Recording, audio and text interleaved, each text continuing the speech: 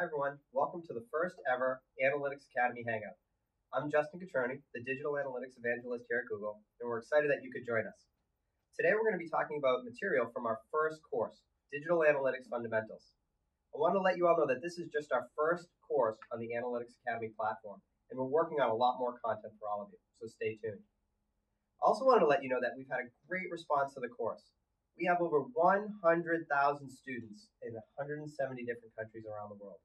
Thank you all so much for participating and helping us run this course. It's been fantastic. So I wanted to give you a little bit of background about what we're going to do today. We have a couple of special guests, and we're going to talk about digital analytics fundamentals.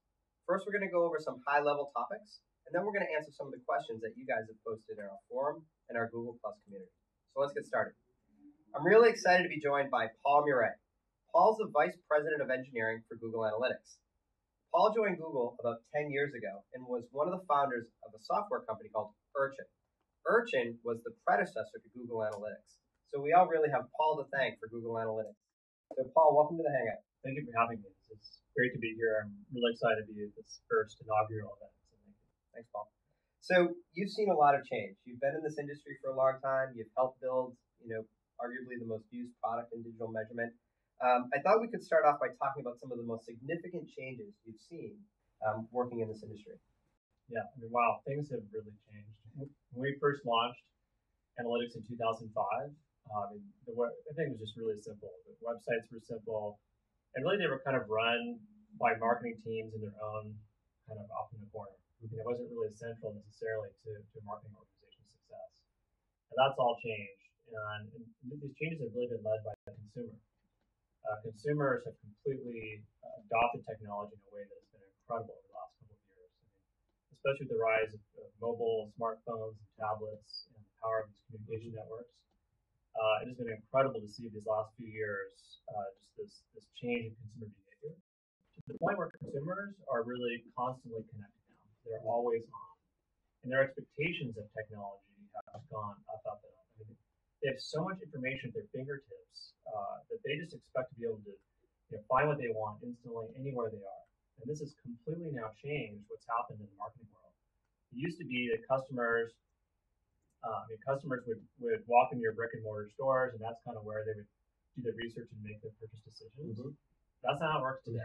People are doing their primary research and their decision making online.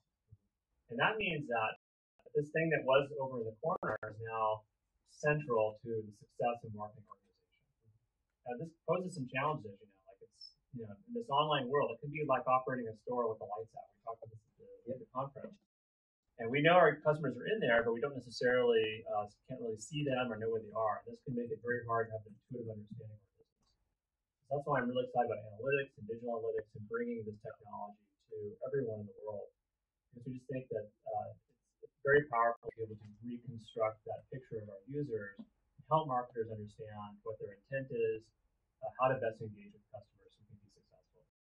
I think the biggest changes have been really just the importance of being able to have digital analytics at your fingertips so that marketing organizations can really put back together that picture of customers. Yeah, that's a great point. And the consumers are really driving everything that we do. And I think what's amazing from a digital measurement perspective is the velocity of the change. It feels like it's just increasing. The last 3 years have been amazing. You've seen some of the stats that people now watch 4 billion YouTube videos every day, and how we've seen basically a doubling of internet users over the last couple of years. We've seen e-commerce double over just a couple of years. So I agree with you. The last 3 to 4 years, we've seen an incredible acceleration of the technology velocity. Yeah. So we've seen lots of change, but is there anything that's kind of stayed consistent? Is there any themes that have just been kind of static over that time? Yeah, there's been a couple of themes that I find myself talking about a lot with customers over the years. It really comes down to a couple of key pragmatic opportunities that exist in data and when people are using digital analytics. These are really kind of cornerstones of what you actually do with the data. And one of them is always going to be campaign management. Optimizing your different channels and campaigns has been a cornerstone of analytics since the beginning. That continues to be true today. I think that another one would be content optimization. Content optimization tends to be more of an art, less of a science. it's still something that I think using analytics over the years, people are trying to understand what is the user experience that people are actually engaging in, how it's working. And there's always amazing opportunities for organizations to work in these two areas and really find direct returns in the business. So these have been consistent through the years. I think there's still amazing things to do here. It's funny how, as new devices and new ways to interact with content come around, the techniques kind of change, but what we're trying to get at still stays the same. Exactly. Did this campaign drive more value? Yeah, that's awesome. So that actually really matches nicely with something that one of our community members, Josh, was talking about. And Josh was telling us about one of his major takeaways from the course was around the importance of planning your measurement, right? And to creating a measurement plan based on your business objectives first. So I thought this would be a great opportunity for you to maybe talk a little bit about how defining a measurement plan is really one of the most important parts about doing digital analytics. Yeah, this is incredibly important and really a big deal. I think, at the end of the day, we're trying to connect these like signals that are coming out of these technical systems with business decisions and business objectives. Right? We're trying to connect these two things together. If we don't sort of plan that ahead of time and get all the right people together to discuss like how that's actually going to work, it's easy to end up with something sort of in the middle that's kind of doing neither thing well, right? And so by engaging with your business leaders and with your technical folks and putting together a plan that shows, what are we going to try to actually do with this data? And do we have the right signals coming out, and have we refined them in the proper ways and organized them? I think is a really big deal. It makes a huge difference. One of the things that I've also, having done this a few times, I find really fun. I'm sure I don't know if you've done this too, which is before you do a deployment, is to pull the team together and talk about what you think the different metrics will be. So once you define KPIs and connecting these things together, I find it incredibly interesting to ask people, what do you think the conversion rate is? What do you think the sort of drop-off rate is during the shopping cart process? And have people with the limited information try to figure out what they think those numbers are ahead of time. Because then when you actually see the numbers, it brings with it a whole set of immediate questions that your team can immediately engage in and start to figure out, well, gosh, that was a lot different than we thought. Why is that the case? Instead of just kind of not thinking about it and letting the numbers sort of sit there initially, I find this actually a fun exercise. It gets people really thinking creatively. And that's actually really cool because one of the things that we talk about in the course is adding context to the data and having people share what their expectations are. And that's fantastic context, right? So if you think, oh, we're going to have a 22% conversion rate, right, and then it's like 1.8, that can be a big surprise. Exactly, right? And so I love how you talked about that drives a lot of questions because then you can look at the data and try to figure out, like, well, why is it so different? Yeah, and hopefully people are not accepting the numbers. Right? They're seeing what they are and trying to figure out, what's driving those. But then also think that, wow, how could we double that? Yeah. How could we triple that? Is there a reason why it's not? I think that we shouldn't limit our thinking when it comes to these areas. So I like that kind of part. That's a good one. Now, you actually mentioned something else in your answer that I thought was really important: getting everyone together, right? So getting the marketers, getting the technical people together. And we had a great comment from someone in our community, Ashwin, commented about the importance of empowering marketers and designers to be able to speak on equal terms with everyone within an organization, developers, engineers, about analytics.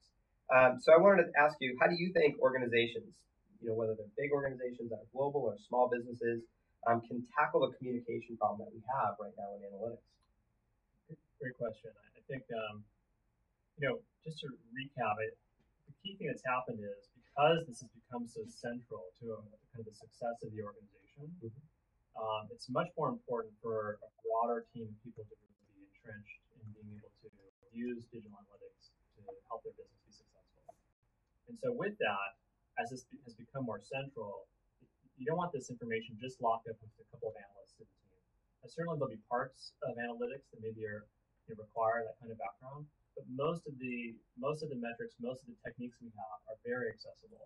And why the courses that you're creating here, I think, are really important, a big part of this.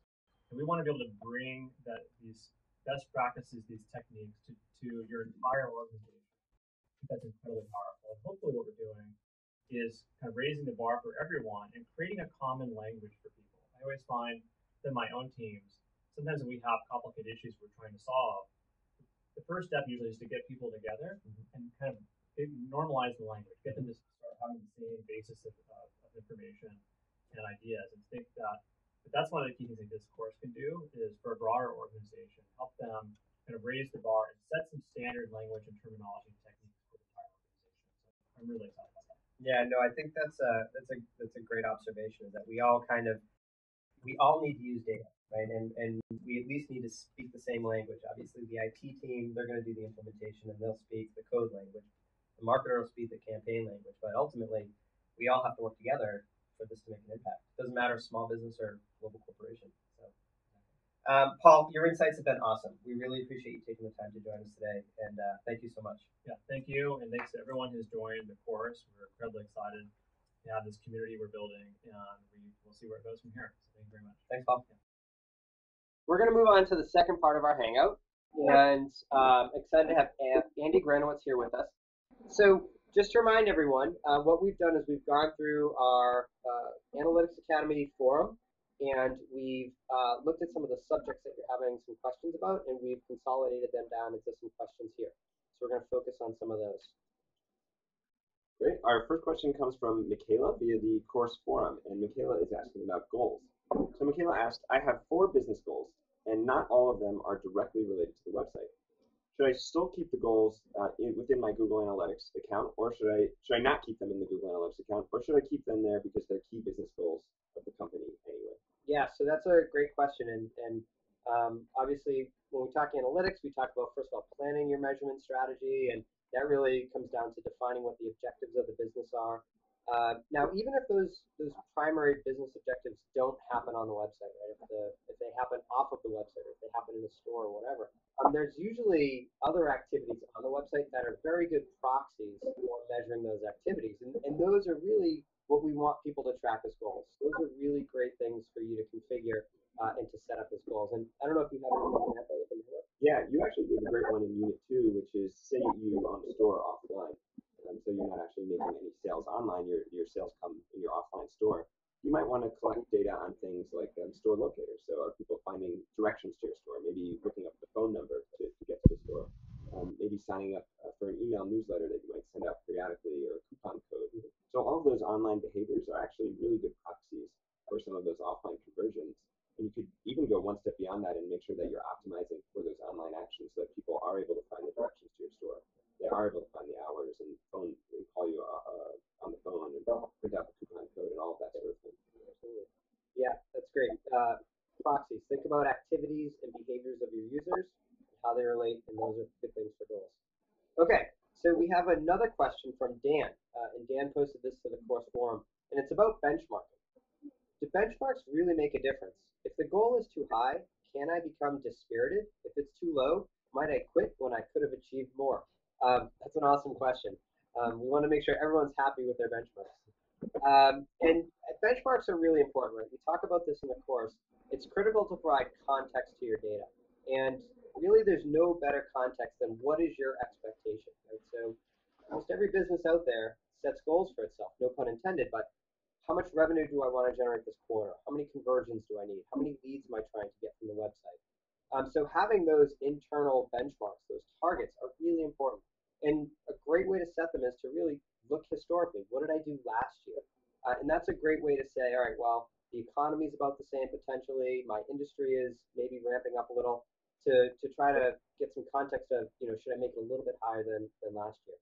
Yeah, that's a great point. I totally agree with Dan as well here. I think it's a great question. I think that I'd be weary of certain types of benchmarks. So I think that looking at historic data, like you said, is fantastic. But often potentially looking at third parties or other businesses can be a little bit difficult just because there is such variety in web analytics metrics. So I agree with you, stick to your business and maybe be a little bit cautious of comparing yourself to others. Yeah, great advice. So the next question we have here comes from Hashim from the course forum, asking actually about qualitative data. So Google Analytics is great for quantitative data, but how can I use it to collect qualitative data? And are there other tools that Google offers to collect qualitative data? And finally, what types of qualitative data should I collect? Yeah, there's a lot to that question. Yeah. And so spot on, right? Google Analytics is a great quantitative tool. And the quantitative data really helps us understand what happened. How much traffic? Where did that traffic come from? How many conversions? How much revenue? The qualitative data, understanding why those things happened, that's data that we can get from very simple surveys. And when we think about surveys, for a long time in the digital measurement community, we've really talked about the most simplistic survey focusing around really 4 questions. Why did you come here? Were you able to do what you wanted to do? If you weren't able to do that, why not? And do you have anything else to tell us? And just by getting answers to those 4 questions, you can really gain a lot of deep insight into your website. Having them tell you why they're visiting, that's huge. Right? Discerning their intent can really only come from qualitative data. Really, a survey is great for that. Yes, the qualitative data can sometimes complement the quantitative data really nicely. Absolutely. Peanut butter and chocolate they go together really well. But there's a great tool here at Google called Google Consumer Surveys. And you can use Google Consumer Surveys to actually put that small survey on your website. And the terminology is a little different, but it asks your website users those 4 basic questions. So that's Google Consumer Surveys, and you can check them out for a free website survey. Okay, so let's move on to another question. This one about branding and measuring branding. So Valeria in the course forum asks about what kinds of metrics can be useful KPIs for measuring a branding site. Yeah. So some useful key performance indicators, KPIs for branding sites, we look at things like engagements. So how are people engaging with your site? Do you have a game that you want people to play, and are they playing it? Do you have a video that you might want to watch, some content that you might want to read? So in Google Analytics, we generally use event tracking for a lot of these on-site actions. The other thing that I would look at is definitely traffic sources. Are they coming from some social media campaigns, some other area? And then also, where are they landing on your site? Are they landing on some branded campaign page of yours, or are they landing just on the homepage? Right, so we can look at those sorts of things. And then finally, I would sort of say the frequency, which we'll talk about, I think, a little bit in Unit 5. How often are they coming? Are they coming back? Are they new visitors, or are they returning visitors? Yeah, that's a great one. I love the recency and the frequency metrics. Those are some of my favorite in analytics. Because if you're, trying to build up your brand with consumers, you probably want to continuously engage with them. So, are they coming back? Are they coming back often? Are really important things to answer. Okay. So, next question is from Michaela, and she asks, are there metrics or analysis techniques that can be used to measure the impact of offline campaigns, like TV ads, on my website or my mobile app usage? And this is a great question because a lot of businesses, right, they just don't live in the digital world. A lot of their marketing activities, a lot of their advertising is offline. And so understanding kind of that crossover effect is an important thing for every business. Yeah, definitely. So I see 2 ways to measure these offline campaigns. So one would be to measure direct impact, so people that are viewing your offline campaign and then coming to your website. And then one a little bit more indirect, maybe they see it and come back at some other time. That might be a little bit more difficult to pin down. So for the direct measurement, there's actually something that we talked about in Unit 4, which is campaign tagging. And we talked about that, you talked about that in the, I didn't do any of the talking, in the context of measuring things like email campaigns. But you can actually use campaign tagging to measure offline campaigns as well. So if you're running an ad in, say, print or a poster or even a QR code, you could add these UTM parameters that indicate that the website traffic is coming directly from offline sources. Yeah, I remember working with a number of clients, and what they used to do is they would create a short URL. Right? So they would have they would take their landing URL for their offline campaign, add the parameters, and use a shortener to shrink it down. Yeah. And then when they showed that in print or where they showed that on television, that would obviously, when someone entered that URL, it would have the campaign information, and then you can use the campaign reports and analytics to see traffic from that offline. Yeah, that's cool. Another thing you mentioned was the whole indirect, and so that using a URL offline creates a direct connection with the website traffic. A great way to understand the indirect is through segmentation. Right? A lot of offline media buys, for example, like television, are really focused on geographic areas. So being able to segment your data based on potentially where you're running those campaigns can help you at least see how is that geographic segment behaving differently than maybe an area that doesn't have any offline campaigns. So you can even get down to granular segmentation by looking at the hour of the day. and seeing, when you're running your offline advertising, is there an immediate effect, or it might be maybe in the evening you might be seeing an effect. But just the more segmentation you can do based on how you run those offline campaigns, applying those types of segments inside of Google Analytics or any digital analytics tool is really pretty helpful. You can get pretty granular if you go by hour, even down to the city level. Absolutely. Yeah. So we've had some great questions so far. A lot of awesome questions around defining metrics, what metrics you should be using, and some analysis techniques. We actually had a lot of questions in the forum about tagging and collecting data. And so before we get into those, I want to preface this by saying we don't want to scare anybody away. So we're going to talk a little bit about coding. We're going to get a little bit technical, but we want you to stick around. Don't leave. Don't leave. Don't go anywhere. So if you're a marketer, don't be scared. Our goal here is to help you understand the platform and how this works. Now, obviously, if your job is not implementing, you don't need to get into all the details about understanding every line of code, but at least the concepts are really good for you to understand. So stick around. Now, the second thing I want to talk about before we get into the actual code stuff is in the course we talk about creating a sandbox account. And this has caused some confusion for students, and we apologize about that. We're actually going to rework some of the wording to make sure that this is more clear. Our objective was to let you guys create an additional account, right? Just go and create a totally new account. And the reason is that we want you to have a place where you can just play, where you can create new properties, you can create new views, you can apply different settings, and it won't impact every data. So we use the term sandbox because a sandbox is a place to play and experiment and try new things. So we apologize for any of the confusion, but creating a second account that really you're never going to use, it's a great way for you to just try different settings and work through the user interface without worrying about affecting any of your data. Let's move on to a few of the questions that we had about coding. So the first question is, how do I implement the tracking code on my site? Where does the snippet go, and where can I find it in my Google Analytics account?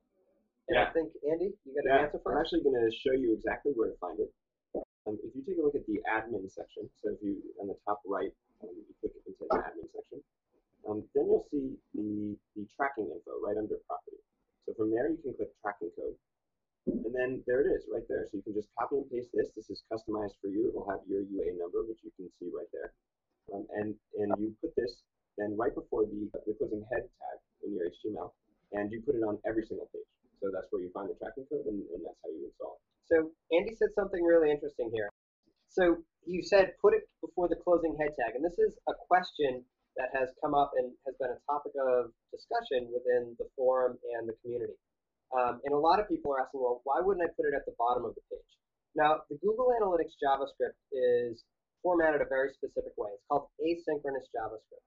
Now, what that means is that when someone tries to look at one of your pages on your website, the browser obviously downloads that page and then starts interpreting the content and showing it to the user.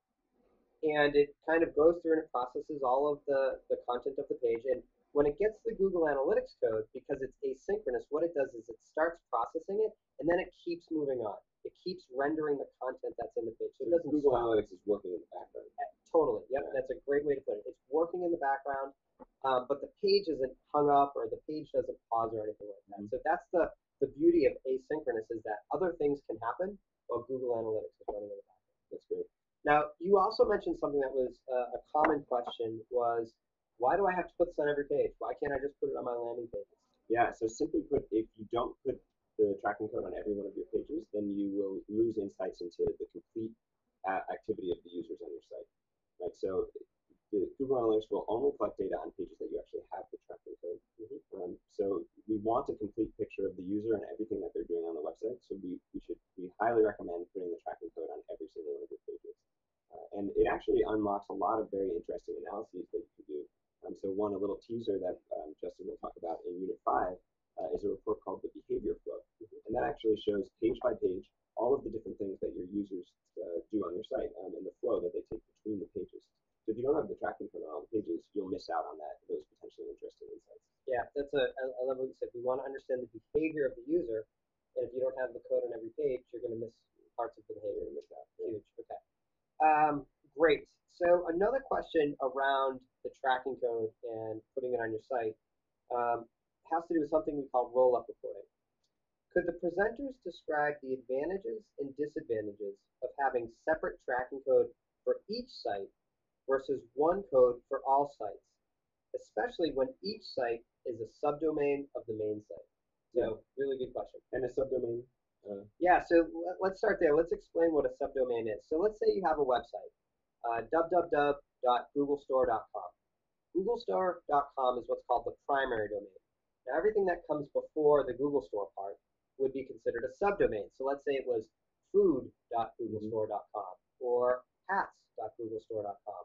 Those would be considered subdomains of the primary domain, which is googlestore.com. And some websites are built that way, right? They'll have products.googlestore.com and then checkout.googlestore.com. They'll divide their content across different subdomains. Yeah. So there are two ways to do this. One would be to collect all of your data within the same web property, and for all of your different websites and subdomains. And that means when you're in the same web property, it's the same code on every part of the website. Same code on every part of the website. That the little UA number that you'll see on the tracking code page that we just showed, it would be the same for everything. The other way to do it would be to collect data for each section of your website separately.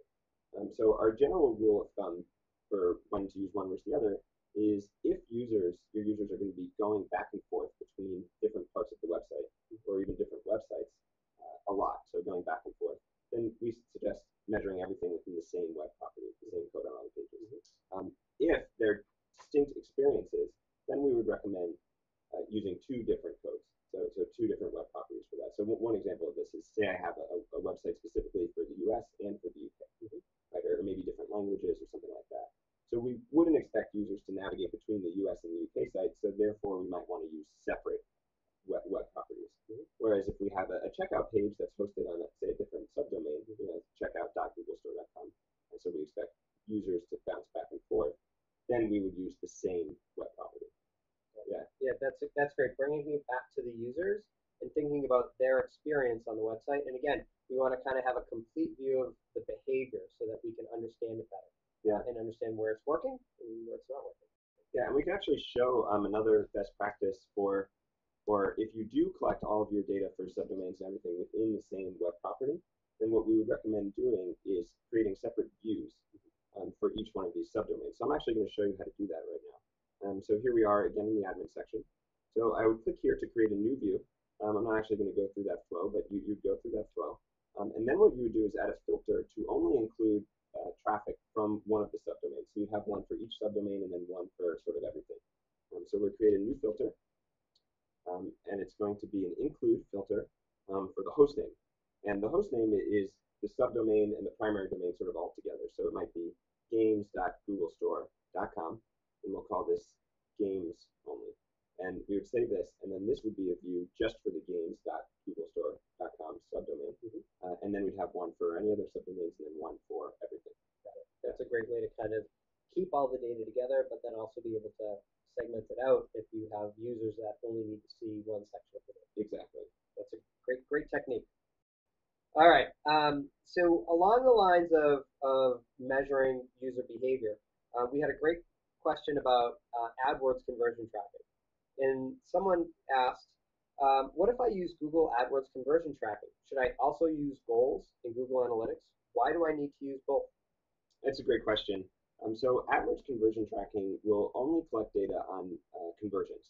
Right? So if you've started to dig into some of your data, you probably noticed that conversion rates are pretty low, in this low single digits, something like that.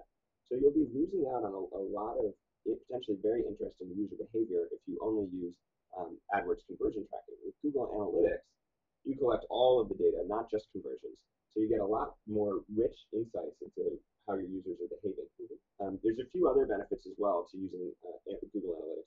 So we definitely recommend setting up goals. Once you have goals in Google Analytics, you can actually import those into AdWords and use those in the AdWords interface just as you would AdWords conversion tracking. What's neat is you can also import other metrics from Google Analytics that you wouldn't get from AdWords conversion tracking, like bounce rate and time on site and some of those. So you could see those and use those to optimize your campaigns directly within AdWords. Yeah, that's great. And that's actually, I think, an underutilized feature of importing the goals back into AdWords, which is awesome, right? Because remember, goals can be not only your primary objectives, like getting a sale or a lead, but but also those micro conversions that we talked about earlier, things that are proxies potentially for offline conversions, or things that are indicators that might lead to engagement in future conversions. So social interactions, videos, things like that. So really important. Yeah. So another question from the course forum from Fletcher. He asked about the URL spreadsheet. He said, does anybody have a spreadsheet for building tracking URLs like the one mentioned in this section? Yeah, so that's a really good question.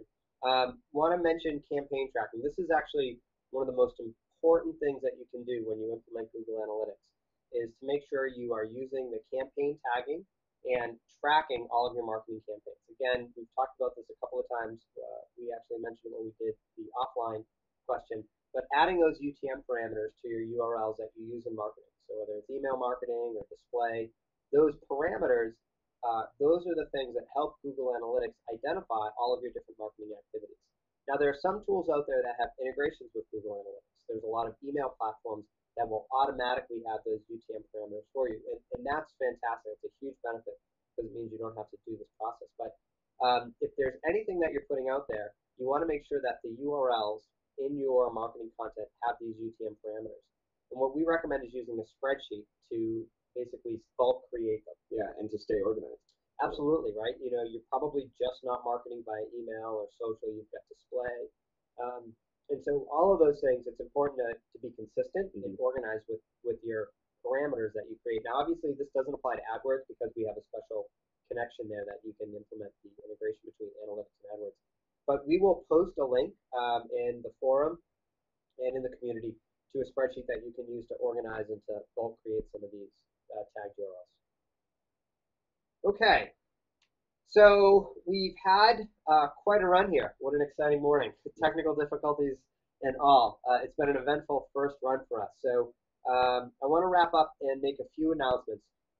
First and foremost, we apologize for the technical difficulties. We actually did put a lot of work into practicing in this, but I guess you can never prepare for everything. Like the laptop going haywire. So we apologize for that. We really appreciate you guys hanging in. We are going to create a total video, and we will post that, so all of the content will be available. And also want to mention, this is just the first one. Analytics Academy is our new platform, right? And Digital Analytics Fundamentals is just our first course. We're working on a lot more content for you guys, and we're excited to bring that to you. So this first course will run through October 30th. Remember, on October 30th, that's the last time that you can take the assessment. So if you want to get a certificate of completion, make sure you take it before October 30th. Now, once we hit October 30th, all the material will still be available. You can still go back to the Digital Analytics Fundamentals course and watch any one of the videos. Those will still be posted. They'll be available 24/7. The only things that go away on October 30th are the forum, the community, and the assessment. So make sure if you want to get that certificate, that you take it by October 30th. So thanks again. We appreciate you tuning in, and we're excited to bring you guys more content in the future. Thanks, Andy. Thanks so much, Justin. Have a great day, everybody.